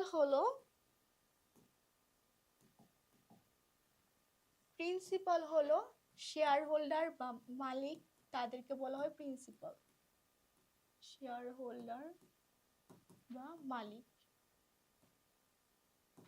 আর এজেন্ট হলো যারা হলো কোম্পানিতে পরিচালক বা ম্যানেজার আছে, তাদেরকে বলা হয় হলো এজেন্ট, পরিচালক বা ম্যানেজার। এই ক্ষেত্রে বলা হয়েছে যে শেয়ার হোল্ডার বা মালিক আর হলো পরিচালক বা ম্যানেজার। তো প্রিন্সিপাল হলো শেয়ার হোল্ডার বা মালিক, তাদেরকে প্রিন্সিপাল বলা হচ্ছে, আর পরিচালক বা ম্যানেজারদেরকে বলা হচ্ছে এজেন্ট। তো তাদের স্বার্থের মধ্যে কি হয়, তাদের স্বার্থ অসামঞ্জস্য হওয়ার ফলে যে প্রবলেমটা সৃষ্টি হয় সেটাই হলো এজেন্সি প্রবলেম। তাহলে এক্ষেত্রে দেখো শেয়ার হোল্ডার বা মালিক কি চায় আসলে? শেয়ার হোল্ডার বা মালিক চায় হলো একটা প্রতিষ্ঠানের হলো মুনাফা বৃদ্ধি পাক, তাই না, মুনাফা বাড়ুক। কিন্তু পরিচালক আর ম্যানেজাররা কি চায়? পরিচালক আর ম্যানেজাররা চায় যে তাদের হলো ধরো তারা বেশি সুবিধা পাইতে চায় প্রতিষ্ঠান থেকে, বেশি তাদের বেতন সুবিধা এগুলা কি বাড়ুক।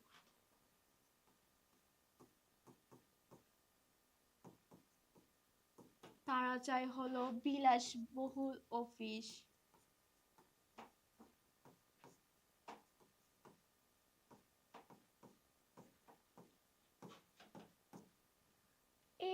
এই চাওয়াগুলা এগুলার ফলে কি হচ্ছে, এগুলার ফলে আলটিমেটলি প্রতিষ্ঠানের কি খরচ বৃদ্ধি পাচ্ছে। এই যে খরচ বৃদ্ধি পাচ্ছে, তো খরচ বৃদ্ধি পেলে কি হবে, প্রতিষ্ঠানের মুনাফা কমে যাবে। তো এই ক্ষেত্রে দেখা যাচ্ছে যে এই যে পরিচালক যে বা ম্যানেজাররা যে যাদের যে চাওয়াগুলা, যে তারা চায় বেশি বেতন ভাতা পাইতে, বেশি সুবিধা নিতে অফিস থেকে, তো এইগুলার ফলে কি হচ্ছে, প্রতিষ্ঠানের কি খরচ বৃদ্ধি পাচ্ছে, এর ফলে মুনাফা কমে যাচ্ছে যা ম্যানেজার আর পরিচালকদের কাজের জন্য, আর শেয়ার হোল্ডাররা চাচ্ছে মুনাফা বৃদ্ধি করতে। তাহলে এই ক্ষেত্রে দেখো, তো তাদের যে হলো স্বার্থ সংশ্লিষ্ট, কি বলবো, যে তারা চাচ্ছে, শেয়ার হোল্ডাররা চাচ্ছে হলো মুনাফা বৃদ্ধি, আর পরিচালক আর ম্যানেজাররা চাচ্ছে হলো খরচ বৃদ্ধি, যেটা আলটিমেটলি প্রতিষ্ঠানের মুনাফাকে হ্রাস করতেছে। তো তাদের যে স্বার্থ, এটা কি অবশ্যই মিলল না, অসামঞ্জস্য। এবার আসি হলো এজেন্সি কস্ট।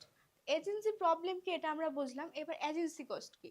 এজেন্সি কস্ট হলো এটাকে বলা হয় প্রতিনিধি ব্যয়, বাংলায় প্রতিনিধি ব্যয়। তো এই এজেন্সি কস্টটা কি, এটা হলো সেই ব্যয় বা খরচ যা প্রিন্সিপাল ও এজেন্ট এর মধ্যে স্বার্থের দ্বন্দ্ব দূর করতে বা নিয়ন্ত্রণ করতে বা পর্যবেক্ষণ করতে যে খরচটা হয়, এটাই হলো এজেন্সি কস্ট বা প্রতিনিধি খরচ। তাহলে এই ক্ষেত্রে দেখো, এই যে দেখতেছি যে এজেন্সি প্রবলেম, যে মালিকের একটা স্বার্থ আর হলো যারা হলো এজেন্ট অর্থাৎ পরিচালক ম্যানেজার তাদের অন্য স্বার্থ, তাহলে এই যে তাদের যে স্বার্থের ভিন্নতা, এটা কন্ট্রাডিক্টরি, এজন্য কি হচ্ছে, এজেন্সি প্রবলেম হচ্ছে। তো এই এজেন্সি প্রবলেমটা কি একটা প্রতিষ্ঠানের মালিক চায় এই এজেন্সি প্রবলেমটা মিটিগেট করতে, এই এজেন্সি প্রবলেমটা যাতে কমে যাক প্রতিষ্ঠানে। তো এই এজেন্সি প্রবলেমটা কমানোর জন্য যে ব্যয়টা হয়, ওইটাই মূলত কি এজেন্সি কস্ট। তাহলে এক্ষেত্রে হলো ধরো যারা শেয়ার হোল্ডার বা মালিক আছে, তারা কি করতে পারে এই এজেন্সি প্রবলেমটা কমানোর জন্য, ধরো তারা হলো মনিটরিং এর ব্যবস্থা করতে পারে, যে আসলে পরিচালক বা ম্যানেজার তাদেরকে হলো নজরদারিতে রাখলো যে তারা ঠিকভাবে আসলে তাদের কাজ করতেছে কিনা। তাহলে এক্ষেত্রে তাদের মনিটরিং কস্ট এটা বৃদ্ধি পাবে। তারপরে আবার ধরো পরিচালক বা ম্যানেজাররা যাতে ঠিকভাবে কাজ করে, তাহলে এক্ষেত্রে তাদের কি করতে পারে, পারফরমেন্স বোনাস দিতে পারে।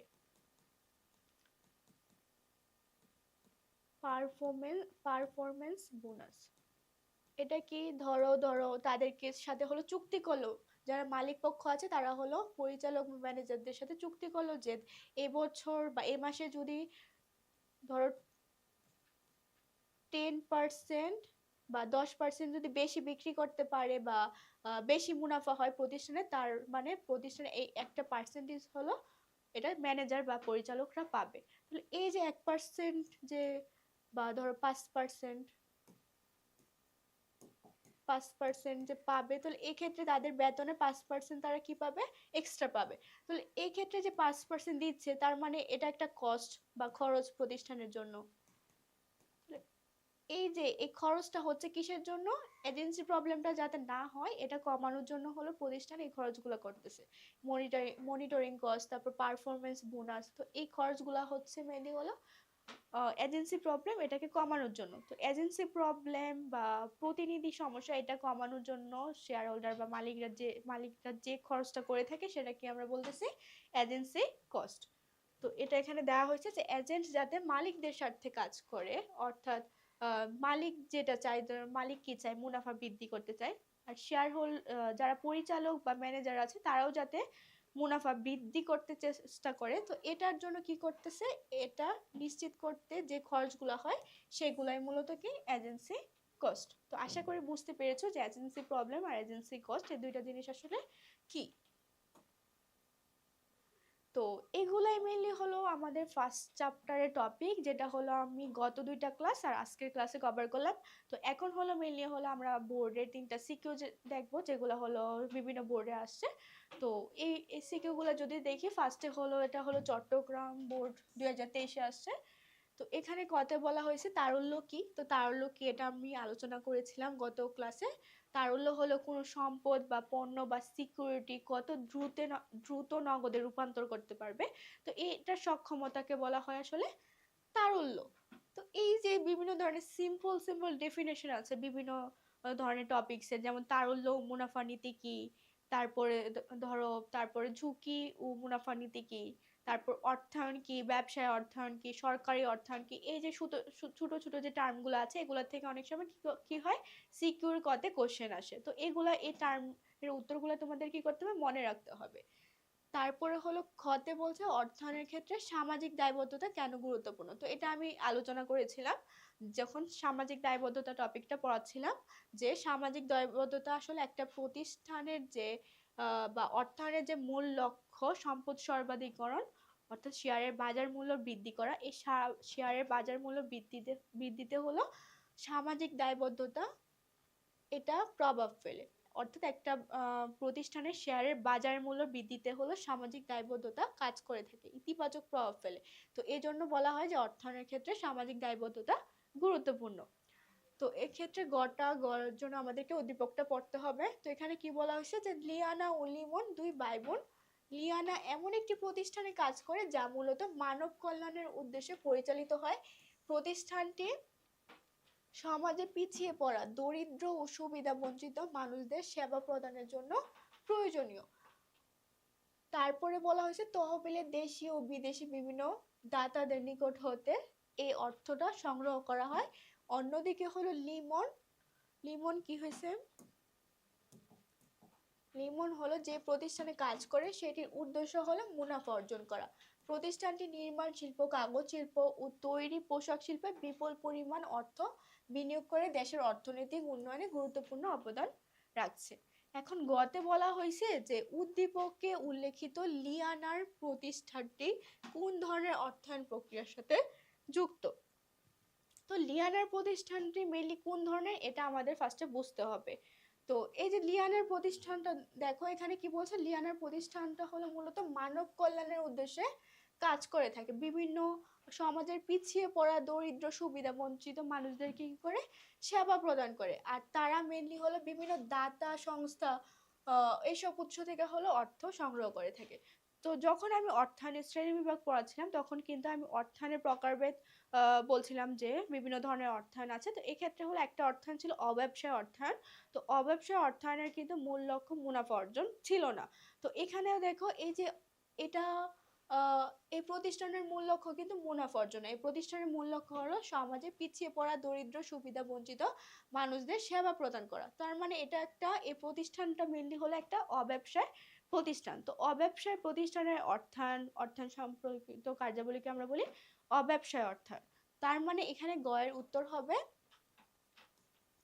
অব্যবসায় বা অব্যবসায় প্রতিষ্ঠানের অর্থায়ন।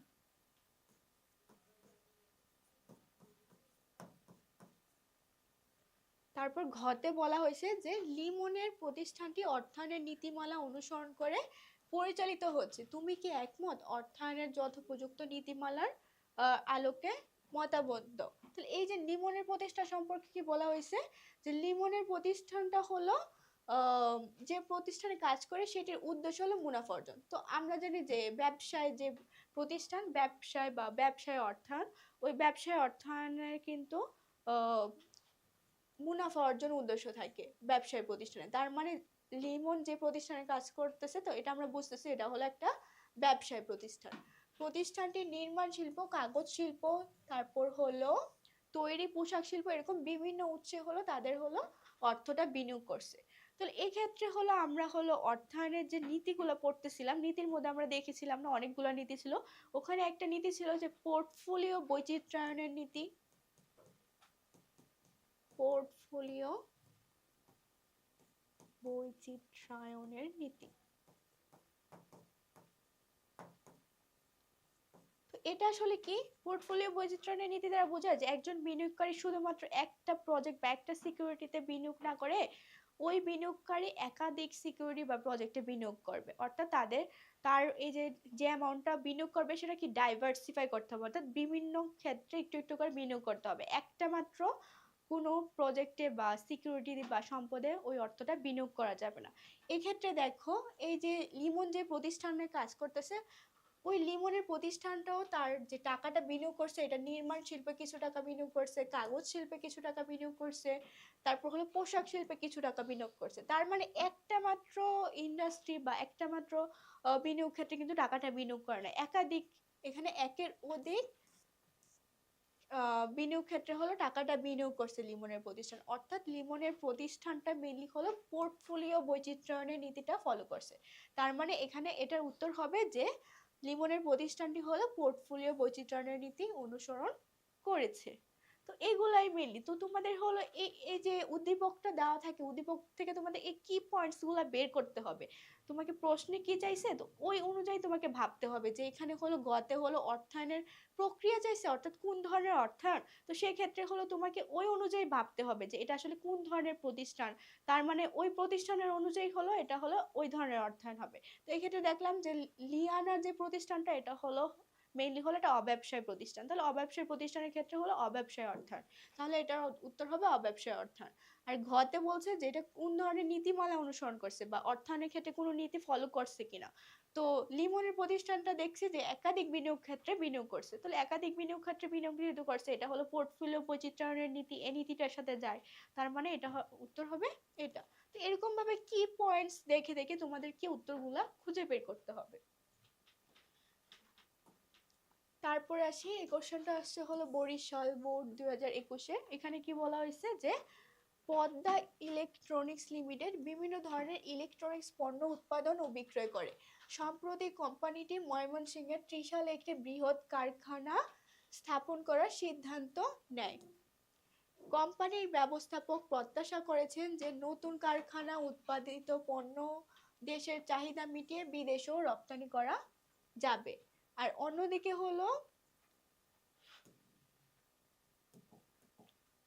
হলো বর্তমান করোনা পরিস্থিতি মোকাবেলার জন্য কোম্পানিটি দেশের বিভিন্ন সরকারি ও বেসরকারি হাসপাতালে তাদের উৎপাদিত বেশ কিছু সংখ্যক অক্সিজেন ভেন্টিলেশন যন্ত্র দান করতেছে। এক্ষেত্রে কতে বলা হয়েছে যে ব্যবসায় অর্থায়ন কি, এটা একটা কমন একটা কোশ্চেন, এটা থাকে কতে যে অর্থায়ন কি, অর্থায়ন কাকে বলে, ব্যবসায় অর্থায়ন কাকে বলে, এই যে এই ছোট ছোট ডেফিনেশন গুলো এগুলো কিন্তু তোমাদের মনে রাখতে হবে।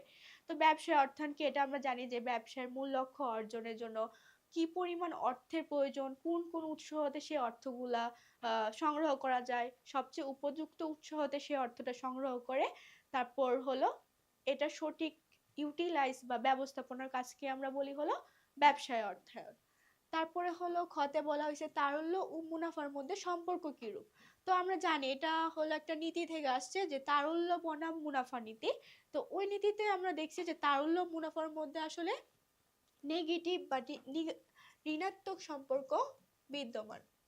অর্থাৎ যদি প্রতিষ্ঠানের ধরো তারল্য যদি বেশি থাকে তার মানে মুনাফা কমে যাবে, আবার তারল্য কম থাকলে মুনাফা বৃদ্ধি পাবে, এরকম এরকম ঋণাত্মক সম্পর্ক। এটা আমি হলো একটা এক্সাম্পলের মাধ্যমে বুঝাইছিলাম। ধরো একটা প্রতিষ্ঠানে 1 লক্ষ টাকা আছে, তো ওই 1 লক্ষ টাকা চাচ্ছে প্রতিষ্ঠান হলো কোথাও বিনিয়োগ করার জন্য।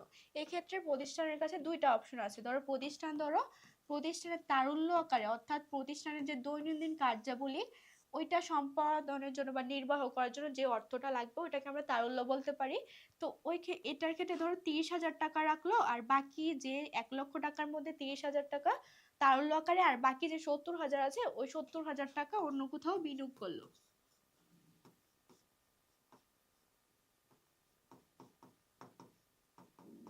তো এই বিনিয়োগ ক্ষেত্র থেকে কি অবশ্যই কি মুনাফা পাবে। ধরো মুনাফা হলো ওই বিনিয়োগ থেকে হলো মুনাফা 10% পাবে, তার মানে হলো 70,000 টাকা বিনিয়োগ করলে তার মানে 7,000 টাকা হলো মুনাফা পাচ্ছে। আবার ধরো আরেকটা অপশনে যদি ধরো প্রতিষ্ঠান 20,000 টাকা তারল্য রাখলো, তার মানে প্রতিষ্ঠান হলো বিনিয়োগ করতে পারবে 80,000 টাকা, তার মানে হলো তখন 80,000 টাকা বিনিয়োগ করলে মুনাফা হবে তখন 10% 8,000 টাকা। এই ক্ষেত্রে দেখো যে তারল্য যখন কি করতেছে বেশি রাখতেছে, তার মানে প্রতিষ্ঠানের যে মুনাফা ওটা কি হচ্ছে কমে যাচ্ছে। আবার যখন তারল্য কম রাখতেছে তার মানে তখন হলো মুনাফা বেড়ে যাচ্ছে। তো এক্ষেত্রে নেগেটিভ রিলেশন। তো এগুলা হলো তোমাদের এরকম ভাবে মনে রাখতে হবে। তো এটার উত্তর হবে নেগেটিভ। তারপর হলো গতে বলা হয়েছে উদ্দীপকে পদ্মা ইলেকট্রনিক্স লিমিটেড এর, আচ্ছা এগুলো একটু ইরেজ করে নিই।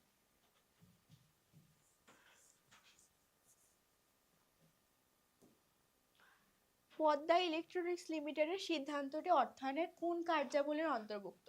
তাহলে এই কোশ্চেনটা আমরা বুঝতেছি যে আমরা যে অর্থায়নের কার্যাবলীগুলো পড়ছি ওইখান থেকে কোশ্চেনটা করছে যে অর্থায়নের বিভিন্ন ধরনের কার্যাবলী ছিল, যেমন আর্থিক পরিকল্পনা, উৎস চিহ্নিতকরণ, তারপর অর্থ সংগ্রহ করা, তারপর মূলধন বাজেটিং, স্বল্পমেয়াদী সম্পদ ব্যবস্থাপনা, তহবিল বন্টন, মুনাফা বন্টন, এরকম অর্থায়নের বিভিন্ন কার্যাবলী সম্পর্কে কিন্তু আমি আলোচনা করেছিলাম। তাহলে এই ক্ষেত্রে কোশ্চেনটা এখান থেকে আসছে, যেহেতু এই টপিক, এই যে বিভিন্ন কার্যাবলী, এই কার্যাবলী থেকে তাহলে এখান থেকে একটা উত্তর এখানে হবে। তাহলে এক্ষেত্রে দেখো, যদি এখানে কি বলে যে পদ্মা ইলেকট্রনিক্স লিমিটেড হলো বিভিন্ন ধরনের ইলেকট্রনিক্স পণ্য উৎপাদন করে আর বিক্রি করে। সম্প্রতি কোম্পানিটি হলো ময়মনসিংহের ত্রিশালে একটি বৃহৎ কারখানা স্থাপন করেছে। তো কোম্পানির ব্যবস্থাপক প্রত্যাশা করেছে যে নতুন কারখানা উৎপাদিত পণ্য দেশের চাহিদা মিটিয়ে বিদেশেও রপ্তানি করা যাবে। তো এতটুকুই হলো বলা হয়েছে এটা সম্পর্কে। তাহলে এক্ষেত্রে দেখো মেইনলি এখানে কি হয়েছে, পদ্মা ইলেকট্রনিক্স লিমিটেড হলো কারখানা স্থাপনের সিদ্ধান্ত নিছে। তো যখন কারখানা নির্মাণের সিদ্ধান্ত নিচ্ছে, তো কারখানা নির্মাণ এটা কি একটা দীর্ঘমেয়াদী বিনিয়োগ ক্ষেত্র। প্রতিষ্ঠান ধরো কোনো যদি যন্ত্রপাতি ক্রয় করে, যন্ত্রপাতি ক্রয়, তারপর হলো ধরো জমি মেশিন এগুলা যদি ক্রয় করে, তারপর ধরো ব্যবসায় সম্প্রসারণ বা কারখানা নির্মাণ করে, তো এগুলা মেইনলি কি দীর্ঘমেয়াদী বিনিয়োগ ক্ষেত্র। কারণ হলো এগুলাতে মেইনলি হলো প্রতিষ্ঠান হলো লং টার্মে 1 বছরের অধিক সময়ের জন্য বিনিয়োগ করে থাকে।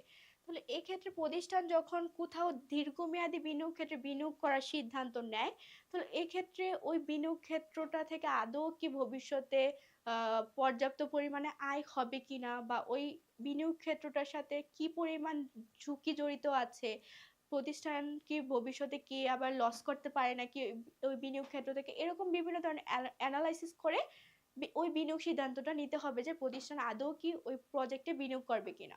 তাহলে এই ক্ষেত্রে দেখতে পারতেছি যে পদ্মা ইলেকট্রনিক্স লিমিটেডও কি করছে যে একটা বৃহৎ কারখানা নির্মাণের সিদ্ধান্ত নিছে। তো এটা বৃহৎ কারখানা নির্মাণ, তো এটা একটা দীর্ঘমেয়াদী বিনিয়োগ সিদ্ধান্ত। তো দীর্ঘমেয়াদী বিনিয়োগ সিদ্ধান্তটা হলো মূলত আমরা বলে থাকি মূলধন বাজেটিং। তো এটা হলো অর্থায়নের মূলধন বাজেটিং এই কার্যাবলীর অন্তর্ভুক্ত।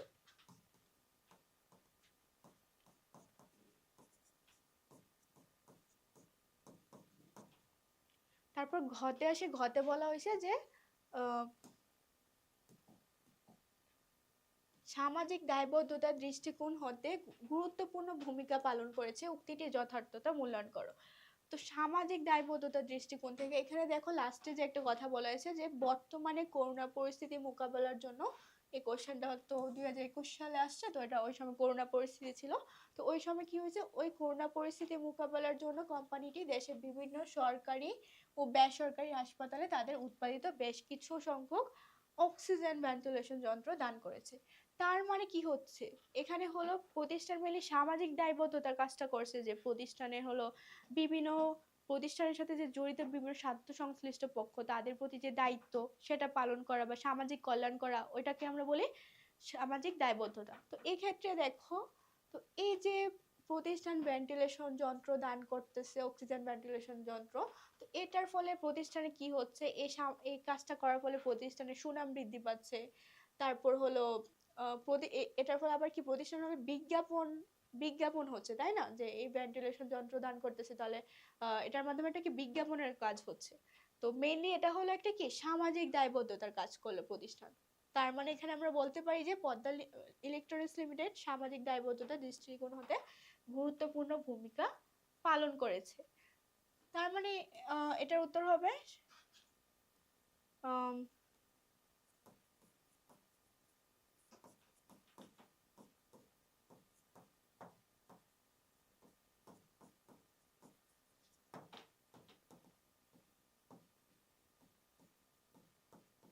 সামাজিক দায়বদ্ধতার গুরুত্বপূর্ণ দায়িত্ব ভূমিকা পালন করেছে, গুরুত্বপূর্ণ ভূমিকা পালন করেছে। তারপর আসি পরের সিকিউতে, এটা হলো দিনাজপুর বোর্ড 2022-এ আসছে। তো এখানে কতে বলা হয়েছে যে সরকারি অর্থায়ন কি। তো সরকারি অর্থায়ন আমরা পড়েছি যে সরকার কোন কোন খাতে ব্যয় করবে, কি পরিমাণ ব্যয় করবে, বা সেই ব্যয় ব্যয় করার জন্য ওই অর্থটা কোন কোন উৎস হতে সংগ্রহ করা হবে, এই সংক্রান্ত কার্যাবলীকে আমরা বলি হলো সরকারি অর্থায়ন। তারপর খতে বলা হয়েছে যে চলতি সম্পত্তি ব্যবস্থাপনা বলতে কি বোঝায়। তো চলতি সম্পত্তি মেনলি কোনগুলা, একটা প্রতিষ্ঠানের নগদ অর্থ, তারপরে হলো ধরো মজুদ পণ্য, তারপর দেনাদার, প্রাপ্য বিল, এগুলো একটা প্রতিষ্ঠানের চলতি সম্পদ। তো এই যে চলতি সম্পদগুলো আছে, যে একটা প্রতিষ্ঠানে কতটুকু পরিমাণ নগদ অর্থ থাকবে ক্যাশ বাক্সে, প্রতিষ্ঠান কি পরিমাণ পণ্য ক্রয় করবে। কেননা যদি প্রতিষ্ঠানের কাছে যদি বেশি পরিমাণ পণ্য না থাকে, তার মানে প্রতিষ্ঠান যদি পণ্য সংকট হয়, তাহলে কি প্রতিষ্ঠান পণ্য বিক্রি করতে পারবে না। আবার বেশি পণ্য রাখলেও সমস্যা, যে হলো এটার একটা খরচ আছে, রক্ষণাবেক্ষণ খরচ আছে। তো এক্ষেত্রেও কি প্রতিষ্ঠানকে সিদ্ধান্ত নিতে হয় যে কি পরিমাণ পণ্য ক্রয় করতে হবে, মজুদ রাখতে হবে। তারপর হলো কি পরিমাণ পণ্য প্রতিষ্ঠান ধারে বিক্রি করবে। কারণ প্রতিষ্ঠান যখন ধারে পণ্য বিক্রি করে, তখন আমরা জানি দেনাদার, প্রাপ্য বিল, এগুলোর সৃষ্টি হয়। তাহলে এক্ষেত্রে প্রতিষ্ঠান হলো সিদ্ধান্ত নিতে হয় যে হলো প্রতিষ্ঠান হলো কি পরিমাণ হলো ধারে বিক্রি করবে। তো এই যে এই কাজগুলো, এগুলাকে বলা হয় মূলত চলতি সম্পদ ব্যবস্থাপনা। অর্থাৎ চলতি সম্পদ কোনটা কি পরিমাণে রাখতে হবে। গতে কি বলা হয়েছে যে বায়োজিৎ লিমিটেড অর্থায়নে কোন নীতি অনুসরণ না করায় ক্ষতির সম্মুখীন হয়। তাহলে আমরা দেখছি যে বায়োজিৎ গার্মেন্টস লিমিটেড কি হয়েছে, যে 2020 সালে হলো 20 লাখ টাকা বিনিয়োগ করেছে। উক্ত বিনিয়োগ থেকে হলো 2 লক্ষ টাকা মুনাফা অর্জন করেছে। অধিক মুনাফা অর্জনের আশায় কোম্পানি মুনাফার সবটুকুইকে বেক্সি ফার্মার শেয়ারে বিনিয়োগ করেছে এবং ক্ষতির সম্মুখীন হয়।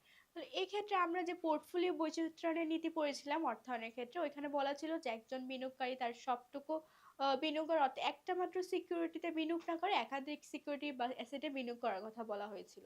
তাহলে এই ক্ষেত্রে দেখো, যেহেতু বায়োজিৎ গার্মেন্টস হলো একটা মাত্র সিকিউরিটিতে, অর্থাৎ বেক্সি ফার্মার শেয়ারে হলো সব টাকা বিনিয়োগ করছে। তো এই যে বেক্সি ফার্মা হলো ক্ষতি হওয়ার ফলে প্রতিষ্ঠানেরও ক্ষতি হয়েছে।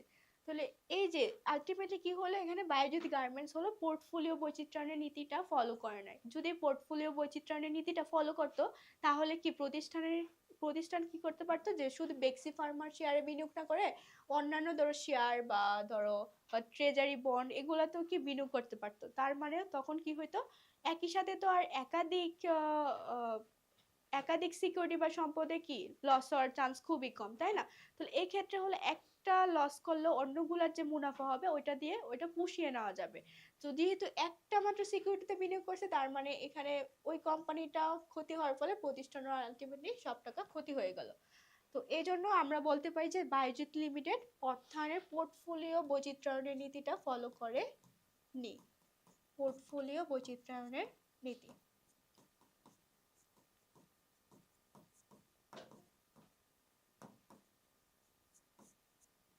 তারপর আসি হলো ঘতে বলা হয়েছে বায়োজেট লিমিটেডের পরিচালক যে লক্ষ্য অর্জন করতে চেয়েছেন তা ব্যবস্থাপনা ও শেয়ার হোল্ডারদের জন্য যথার্থ কিনা। তো পরিচালক এখানে কি লক্ষ্য অর্জন করতে চেয়েছে, এখানে কি বলা হয়েছে এটা যদি দেখি আমরা, যে বায়োজেট কোম্পানির পরিচালক সরকারকে বেশি কর প্রদান করার উদ্দেশ্যে ব্যয় নিয়ন্ত্রণ করতে চান। অর্থাৎ যদি ব্যয় নিয়ন্ত্রণ করে, তার মানে কি হবে, প্রতিষ্ঠানের মুনাফা বেশি হবে। যদি ব্যয় যদি কম হয়, তার মানে প্রতিষ্ঠানের মুনাফা বেশি হবে। আর মুনাফা যদি বেশি হয়, তার মানে কি করও বেশি দিতে হবে সরকারকে। তো এখানে এটাই বলা হয়েছে যে সরকারকে বেশি কর প্রদান করার উদ্দেশ্যে ব্যয় নিয়ন্ত্রণ করতে চান এবং এই জন্য কম মূল্যের কাঁচামাল ক্রয় করেন। আর অন্যদিকে হলো কোম্পানি যারা ঊর্ধ্বতন কর্মকর্তা বা শেয়ার হোল্ডার আছে, তারা হলো ফার্মের নিট সম্পত্তি বাড়াতে যাচ্ছে। তাহলে এখানে দেখো, নিট সম্পত্তি বাড়ানো মানে কি, যারা হলো শেয়ার হোল্ডার আছে তারা চাচ্ছে হলো প্রতিষ্ঠানের হলো সম্পদ সর্বাধিকরণ হোক, সম্পদ সর্বাধিকরণ।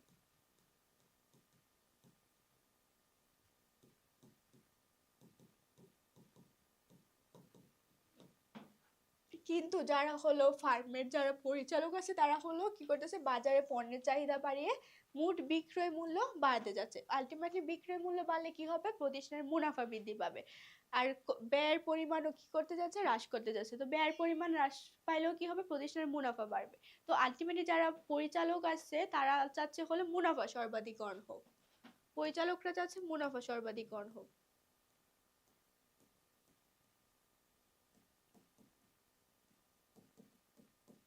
কিন্তু যারা হলো শেয়ার হোল্ডার আছে তারা চাচ্ছে হলো সম্পদ সর্বাধিকরণ হোক।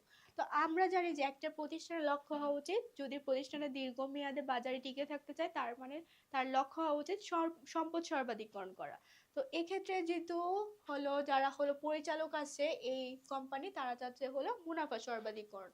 তো এখানে যে বলা হয়েছে বায়োজিৎ লিমিটেডের পরিচালক যে লক্ষ্য অর্জন করতে চাচ্ছে, পরিচালক মেনলি কি করতে চাচ্ছে, এই যে মুনাফা সর্বাধিকরণ করতে চাচ্ছে। তো এই যে করতে চাচ্ছেন তা ব্যবস্থাপনা শেয়ার হোল্ডারদের জন্য যথার্থ কিনা?